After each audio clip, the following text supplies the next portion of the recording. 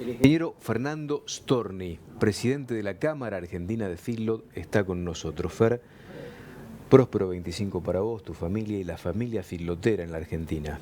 Bueno, gracias Silvio, gracias para vos, para toda la audiencia. Un buen año para todos. ¿Qué año cerró el sector feedlotero cuando hablamos del 24? Eh, a ver, creo que cerró un año muy marcado, con dos momentos muy marcados desde el punto de vista del negocio. Un primer semestre bastante positivo, marcado por una recomposición del gordo, por una estabilidad en la alimentación y una estabilidad en la invernada.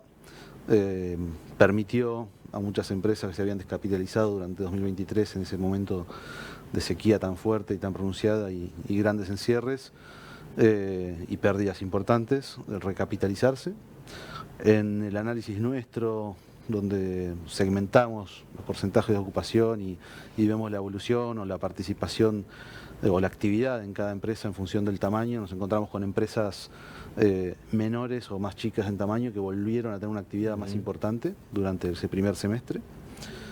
Y de mitad de año en adelante, bueno, cosas que se revirtieron, una situación que se empezó a complejizar un poco más, con un encierre importante en ese primer semestre, Sí. una oferta importante hacia adelante en ese segundo semestre y un consumo complejo desde el punto de vista del poder adquisitivo del consumidor, producto de los ajustes de tarifas sobre todo y de los ajustes macroeconómicos, ¿no? de una economía diferente. Entonces, esa situación hizo que el gordo se planchara, que hasta bajara en valores nominales en algún momento. Y nos encontramos entonces con esas pérdidas ya importantes productivas, ajustes, aunque no muy importantes, pero sí importantes en la alimentación, y una invernada que empezó a picar y a moverse de forma importante. Entonces ahí tuvimos un segundo semestre que se complejizó de esa manera, que terminó con alguna recomposición de precios sobre fin de año, pero con un correlato parecido en la invernada, con lo cual terminamos con una foto compleja, si se quiere, para el negocio, por un diferencial compra-venta negativo. Ujú. Una invernada que en el último trimestre se picó. Es cierto que el gordo recuperó sobre todo en diciembre, en las vísperas de las fiestas de fin de año. ¿Alcanzó esa recomposición en los últimos días del año o todavía no? Mira, yo creo que para el cierre de películas depende de cada empresa, esto, ¿no? Obviamente, ¿no? Pero Cada uno tiene un traje a su sí, pero para medida el en cierre de esto. películas, cuando estábamos previos a suba y hablábamos de precios y de break-evens dentro de la Sí. ecuación que hacemos, y hablábamos que teníamos que acompañar o para empatar la ecuación, llegar a los 2.500, 2.550 pesos, entonces con esos ajustes se equiparó esa cuenta, si se quiere, ¿no? Entonces, sobre fin de año, de esa manera quedamos empatados, si se quiere, en la ecuación, en el cierre de la película. Cayeron los niveles de encierre pensando en lo que se viene, ¿no? Pensando en lo que se viene, tenemos, por un lado, lo que tiene que ver con noviembre, octubre-noviembre, con caídas importantes, diciembre con una caída ya de menor, el dato de Senasa fue de 1,5% de Sí, caída de stock, casi igual, el más o dato menos. nuestro de ocupación con un 58% de ocupación es prácticamente igual al resultado anterior, medio punto abajo. Pero bueno, hacia adelante claramente tendremos de acá a 100, 120 días alguna situación de tracción entre oferta y demanda. Con los precios es difícil saber qué va a pasar, pero claramente esa situación es lógico que se dé. ¿Cuándo crees que se va a experimentar una situación de escasez de oferta gorda? Todo el mundo apunta febrero o Sí, si marzo. pensamos que los encierres cayeron fuerte en octubre, noviembre, tenemos que hablar de febrero o marzo, de esos 2 meses, como momento, pensando en la cantidad de días de encierre, ¿no? Así que ahí seguramente veremos qué pasa. Quiero volver un segundo a la pregunta anterior, porque hablamos del 2024 desde el punto de vista del negocio. Sí. Creo que hay otras cuestiones para evaluar que tienen que ver con el cambio de políticas, ¿no? El cambio en la economía. O sea, vivimos un año de una gestión de gobierno nueva, con una visión totalmente diferente, si se quiere, para el sector ganadero, Ujú. tratando de acomodar algunas cosas, temas de regulaciones que se fueron trabajando, Pero sobre todo en lo económico, ¿no? Cambiamos, y esto no es para el sector únicamente, sino para todos los sectores, pasamos a una situación diferente, ¿no? Se acabaron estas correcciones macroeconómicas, no estamos en un mundo de devaluaciones permanentes y constantes, es difícil pensar en ganancias por tenencia, ¿no? Como lo vivimos durante los últimos años, y entonces cambia el paradigma, entonces ahí sí sobre lo que tienen que estar pensando las empresas hacia adelante en cuanto a eficiencia, ¿no? El sector intensivo piensa siempre en eficiencia, pero los que nos pasaba los últimos años era que era más importante las variables macroeconómicas que la eficiencia interna, ¿no? Bueno, ahora de nuevo durante 2024, y entendemos que si esto continúa y el proceso sigue de esta misma manera, va a ser cada vez más importante ese proceso de mirada interna en las empresas, de trabajar en eficiencia cada vez más, en todo lo que hace a eficiencia en general. Y sí, pensando en todo lo que tiene que ver con políticas públicas y demás, hay temas de eficiencia ajena o de competitividad, si se quiere, ajenas a lo que puede hacer uno dentro de la empresa, que tienen que empezar a analizarse, ¿no? Todos los temas de impuestos, ¿sí? Tasas, a ver, hay muchas cuestiones que puede trabajar el gobierno nacional, pero hay temas que tienen que ver con provincias y municipios, donde creo que hay que hacer foco importante en los próximos meses y años. ¿Cuáles son las fundamentales? No, De municipios y de gobernaciones. de municipios hay costos, hay dos costos importantes. Bueno, guías es uno de los temas importantes. Ejemplo Una lo de tasa de Lincoln, guías. Bueno, Ejemplo lo de Lincoln, sí. lo destacamos y pusimos nosotros al aire a una concejal, productora de Lincoln, que estratégicamente hicieron un cambio estructural allí, ¿no? Con el tema guías. Guías. Hay municipios donde hay una tasa de seguridad e higiene o tasa de actividad económica, que bueno, son tasas, cuando uno se pone a analizar, no tienen contraprestación real y concreta, ¿no? Más allá de tasas que existen, como la tasa vial, donde la contraprestación no sabemos si está o no está, o depende de cada lugar, ¿no? Pero bueno, A donde yo voy, donde hay tasas. feedlot, un poquito alejados del pavimento, Se complica. el laburo lo hace el mismo feedlotero. Bueno, pasa mucho. La inversión pasa mucho, de caminos o para poder consorcios salir de o ingresar. vecinos, eso pasa habitualmente.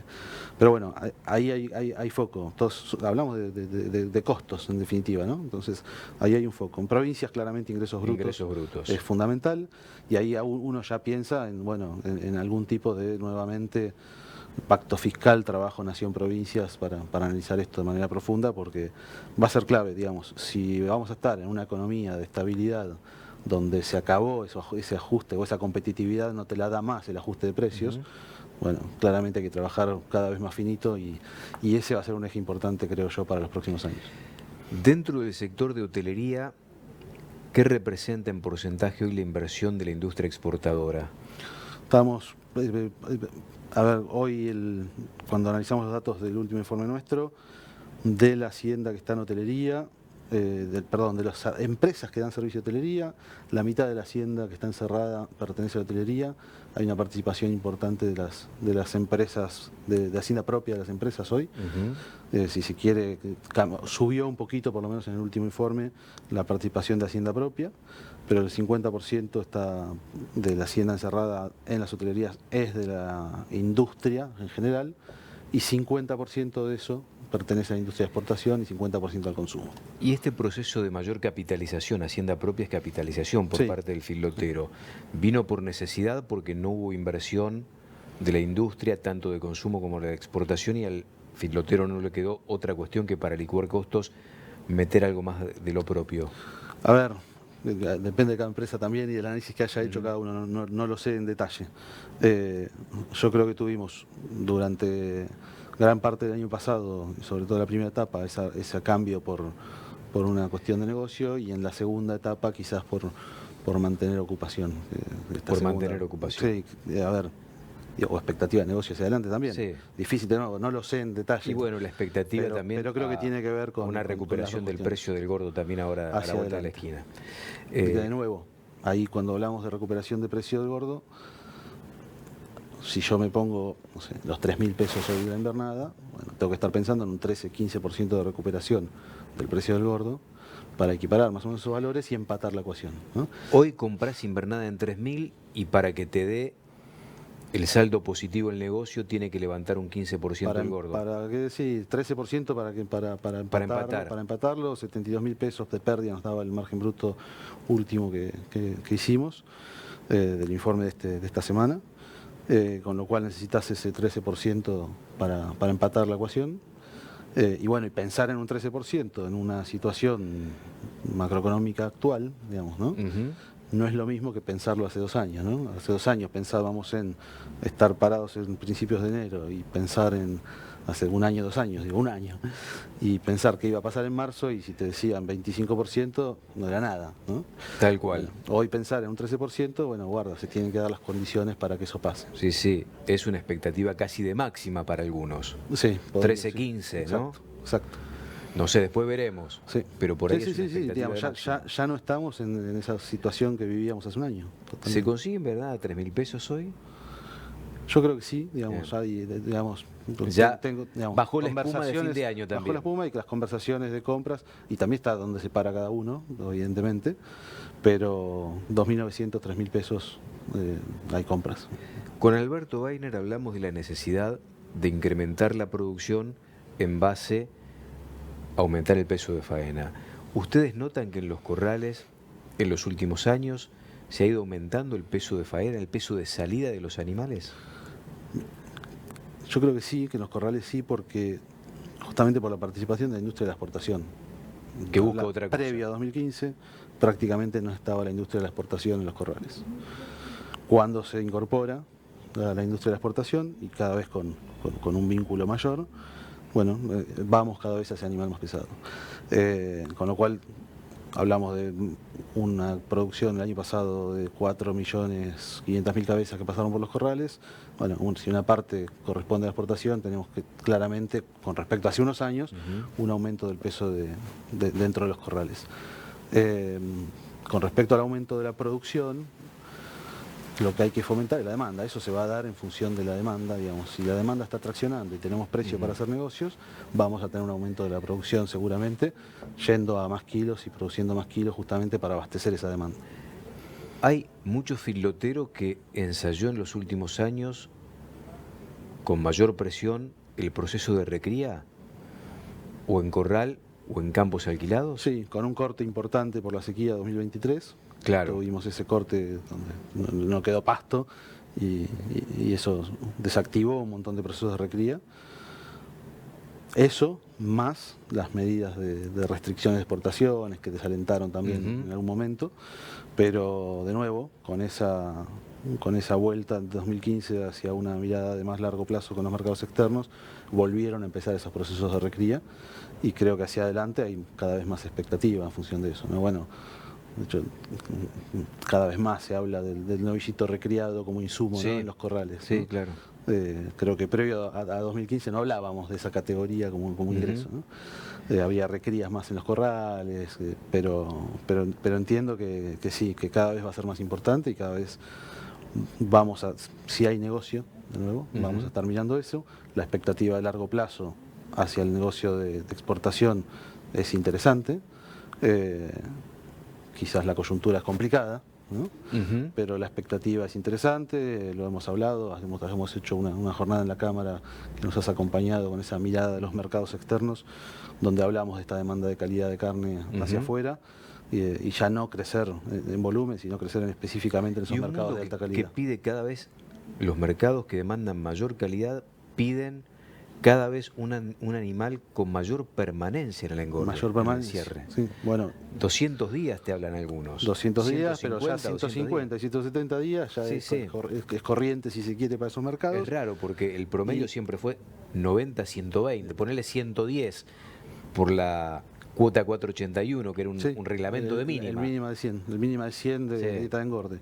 Con lo cual, hoy esos mercados de alta calidad, buscando un marbling dentro del músculo y buscando grasa intramuscular, que es lo que se premia y lo que se paga, en definitiva, buscan animales de más días por una vinculación, por una correlación con los días de encierre y el marbling que presenta esos músculos. Así que creo que si los números dan, de nuevo, si la ecuación da, a pesar de ser los últimos kilos los más caros, creo que eso digamos, llega para quedarse, ¿no? La definición o el atributo vinculado a los días va a ser cada vez más importante. Te llevo al barro, que es un escenario horrible para el filotero, el barro. Sí. Se habla mucho, los productores están muy punzantes, pidiendo cada vez con mayor determinación que le saquen retenciones al sector agrícola, porque los números no cierran. Hemos escuchado al presidente de Coninagro decir en algún momento, no tan lejano en el tiempo, integrante de la mesa de enlace, ojo con sacar de golpe las retenciones, ellos tienen mucho valor agregado en la integración de muchas actividades de cooperativas, porque le pueden dar de lleno a aquellos que agregan valor con ese grano, con ese cereal. ¿La Cámara de Figlo tiene alguna postura respecto del esquema de retenciones? Porque todo el mundo está pidiendo salir de retenciones. Sí, a ver, pero creo que acá está claro que debemos ir a eso, ¿no? A terminar sin retenciones en algún momento. Esto que decís vos es claro, ¿no? Si hoy quitan las retenciones de un día para el otro, probablemente ya nos pasó en 2015. Se aumente el costo de un insumo vital común. Fue un cambio abrupto, sí. me acuerdo, importantísimo para la actividad, pero claramente creemos que tiene que estar el sector agrícola con competitividad y produciendo maíz en las mejores condiciones, y las mejores condiciones es sin retenciones. Entonces, ese camino creo que es clave.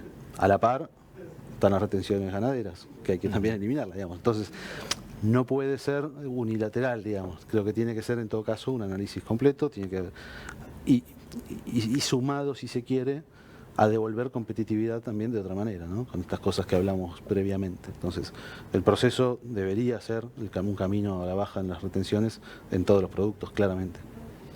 ¿Qué ven de la Argentina ganadera para lo que viene? Desde la Cámara, hoy un eslabón imprescindible para buscar esa calidad que demanda el mundo también, ¿no? ¿De expectativa? De largo plazo muy buena, Silvio. Creo que tenemos, justamente por esto que hablábamos antes, un mundo demandante. Si Dios quiere, nuestro principal consumidor, que es el consumidor interno, recuperando poder adquisitivo y pudiendo estar más fuerte y convalidando precios que lleguen a la góndola, producto justamente de momentos diferentes de oferta y demanda, pero sobre todo en los mercados externos y en el largo plazo. Si Argentina mantiene una postura seria, ¿sí?, en su participación en los mercados, vamos a cobrar un rol cada vez más importante. A pesar de estar con algunas diferencias de distancias importantes hacia los mercados donde creemos que van a tener más crecimiento, pero creo que esto vinculado a la necesidad de un corte de carne cada vez con un más marbling y buscar días de encierre, y lo que nos traslada a la industria cuando va a las ferias y habla del grain fed, digamos, bueno, estos animales terminados a granos cobran cada vez más una relevancia importante dentro de los mercados internacionales, y seguramente eso es positivo para la actividad. ¿En qué está aquel pedido de la Cámara histórico de solicitar un cambio en el protocolo de la Hilton para que también en algún momento se contemple la posibilidad de que la Hilton tenga participación de la engorda corral? ¿O es un tema que ya no les interesa en función de la demanda? No, claramente es un tema que sigue interesando. Sabemos que hubo un intento de gestión importante cuando se daba el Brexit, ¿no? Con una situación que no fue positiva. Entendemos que hubo actualmente también algunas charlas para tratar de volver a instalar el tema. Creemos que es importante poder volver o poder adecuar esa situación a una realidad productiva que es totalmente distinta a la de los años 70 en Argentina. Pero bueno, tenemos ahora de por medio Acuerdo Unión Europea-Mercosur, y veremos en todo caso en ese marco si hay espacio, si se quiere, para poder trabajar algo de esto. Placer como siempre, valoramos mucho que en pleno enero te tomes un tiempo un sábado, un placer, que estás a la familia, es un placer, seguramente, para charlar con nosotros. Vuelva y gran parte de la familia, sobre todo los adolescentes, estén durmiendo todavía, pero bueno. Por eso corremos con algo de ventaja todavía. Sí, no hay problema, llego bien. Gracias por venir, Fernando. Gracias, Silvio, gracias, muchas gracias. Fernando Storni, en esta mañana de Mercado Visión. Gracias por estar, buen fin de semana.